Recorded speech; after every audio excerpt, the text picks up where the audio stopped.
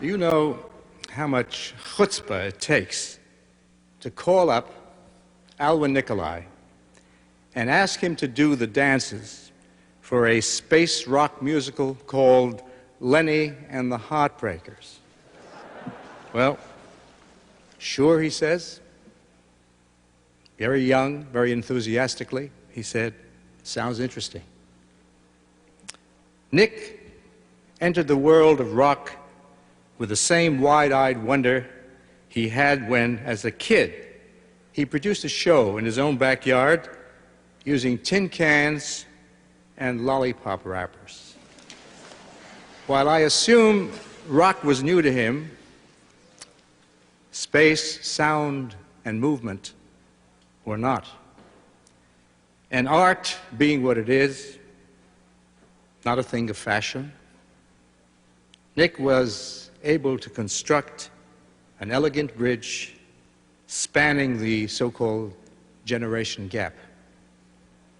The youthful enthusiasm and joy that this great man of the theater brings to his unique stage creations, this theater revolutionary who was engaged in multimedia long before the term was coined, this one-of-a-kind stage magician who, as his friend and colleague Murray Lewis commented, was cross-cutting pictures, music, and lights long, long before MTV became a television phenomenon. This unusual human being, father confessor and nurturer of young dancers, continues to blossom, yes, and to grow.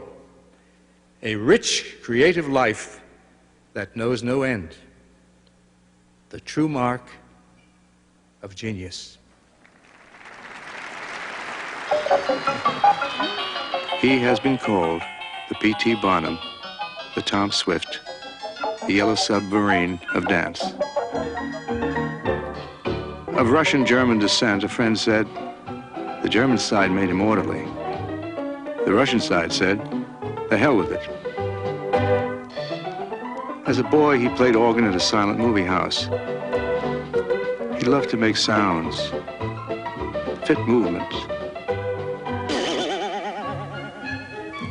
While working at a puppet theater, he said, I made my first discovery that I could create my own movements and make magic.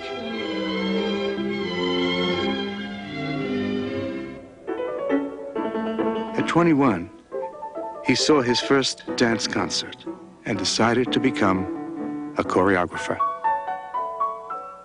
He studied with the masters of modern dance and soon appeared in his first work. He was touched with showmanship.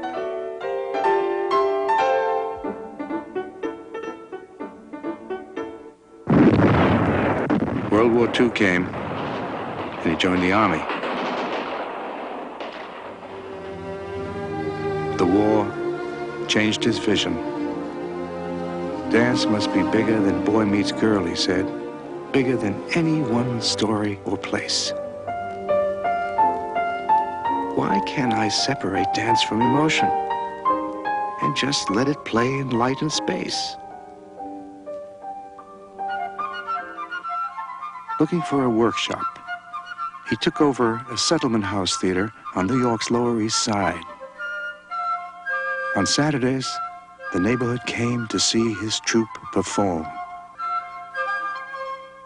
Children were the first to be enchanted.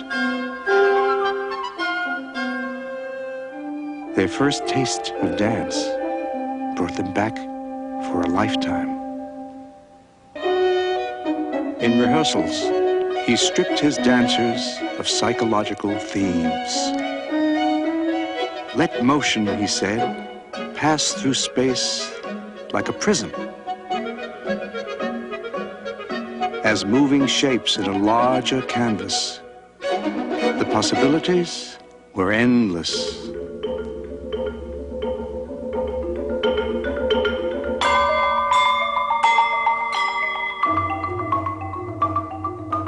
In 1956, the New York Times wrote, "Modern dance is lively and in full health the results may be far-reaching.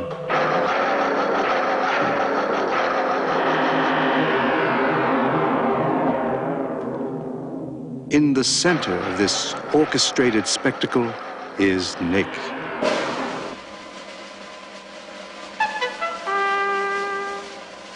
He creates each elaborate detail, from studio to stage. Every element is equally important, he says. I like to mix my magics. Audiences were baffled, surprised, and delighted.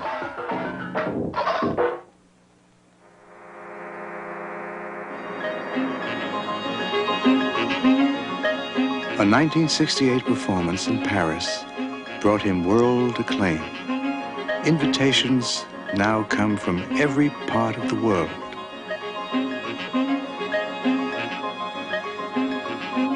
He turns every space into a stage, and every stage into a whimsical extravaganza.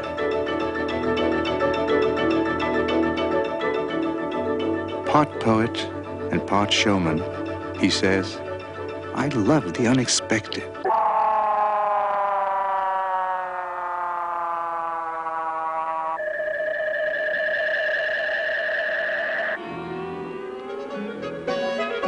Alwin Nikolais, the Merlin of dance, conjuring magic where none had been before.